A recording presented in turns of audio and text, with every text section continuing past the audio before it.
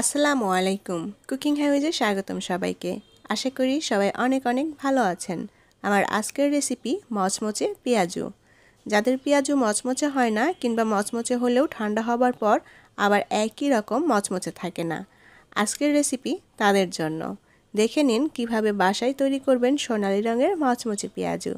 ইফতার অথবা বিকালের নাস্তায় খুব সহজেই তৈরি করে নেওয়া যায়, আর খেতে খুবই মজার এবং টেস্টি। আমি এখানে হাফ কাপ পরিমাণ মসুরের ডাল খুব ভালোভাবে ধুয়ে পানিতে ভিজিয়ে রেখেছি 1 ঘন্টা মতো। এতে করে ডালটা অনেক নরম হয়ে গিয়েছে। আর এখানে নিয়েছি খেসারির ডাল। খেসারির ডালও আমি হাফ কাপ পরিমাণ নিয়েছি। খেসারির ডালটাও ভালোভাবে ধুয়ে পরিষ্কার করে পানিতে ভিজিয়ে রেখেছি।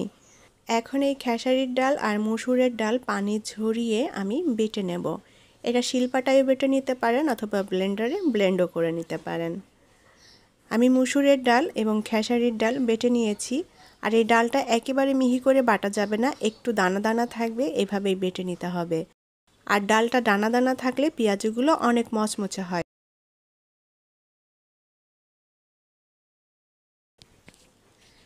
এখন এই ডালের মধ্যে দিয়ে দেব পেঁয়াজ কুচি। আমি এখানে 1 কাপ পরিমাণ পেঁয়াজ কুচি নিয়েছি। পেঁয়াজের পরিমাণটা কম বেশি করে আপনাদের পছন্দ মতো নিতে পারেন। আর দিয়ে দেব 6-7টা কাঁচামরিচ কুচি। ঝালটা বুঝে দিবেন যে যতটা খেতে পছন্দ করেন। 1 চা চামচ পরিমাণ দিয়ে দেব রসুন বাটা। পরিমাণ মতো লবণ দিয়ে দেব।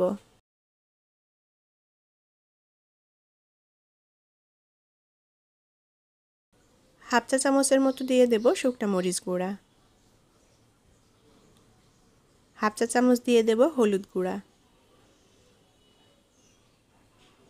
আর দিয়ে দেব পুদিনা পাতা কুচি। পুদিনা পাতার পরিবর্তে ধনিয়া পাতা কুচিও দিতে পারেন, এটা যার যার পছন্দ। এবার দিয়ে দেব 2 টেবিল চামচ পরিমাণ চালের গুঁড়া। আর এই চালের গুঁড়া দেওয়ার কারণে পেঁয়াজগুলো অনেক সময় ধরে মচমচে থাকবে। চালের গুঁড়া হাতের কাছে না থাকলে এর পরিবর্তে কর্নফ্লাওয়ার অথবা বেসন দিতে পারেন।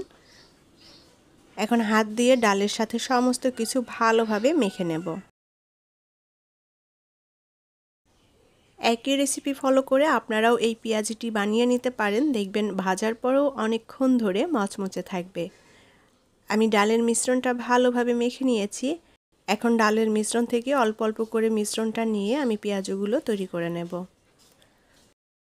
প্যানে তেল দিয়ে তেলটা একটু গরম করে নিয়েছি। এখন অল্প অল্প করে ডালের মিশ্রণটা নিয়ে পেঁয়াজগুলো তৈরি করে নেব। পেঁয়াজগুলো আপনাদের পছন্দ মতো ছোট অথবা বড় করে তৈরি করে নিতে পারেন। পেঁয়াজগুলো ভাজার সময় চুলার আঁচটাকে মিডিয়াম টু লো এর মাঝামাঝি রেখে পেঁয়াজগুলোকে ভেজে নেব। পেঁয়াজগুলোর এক সাইড ভাজা হয়ে গেলে উল্টে দিয়ে অপর সাইড ভেজে নিতে হবে। আর এভাবে কয়েকবার উল্টাপাল্টা করে দিয়ে খুব সুন্দর একটা সোনালি রং করে ভেজে নেব। তবে এটা আপনাদের পছন্দ মতো কালার করে ভেজে নিতে পারেন।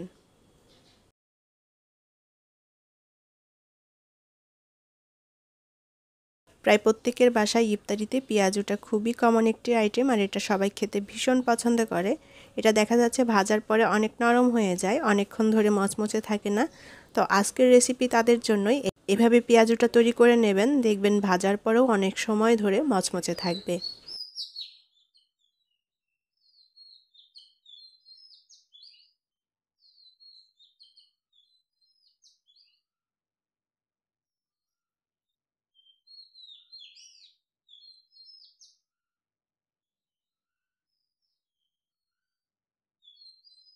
আমি পেঁয়াজগুলোকে উল্টাপাল্টা করে নেড়ে দিয়ে খুব সুন্দর একটা সোনালি রং করে ভেজে নিয়েছি।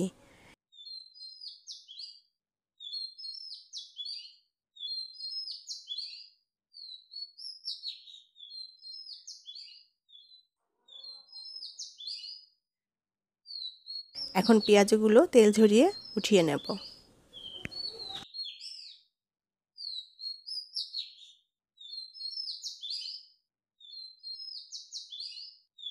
পেঁয়াজগুলো তেল থেকে উঠানোর পর একটা কিচেন টিস্যুর উপরে রেখে দিলে পেঁয়াজুতে যে এক্সট্রা তেল থাকে তেলটাও শুষে নেবে।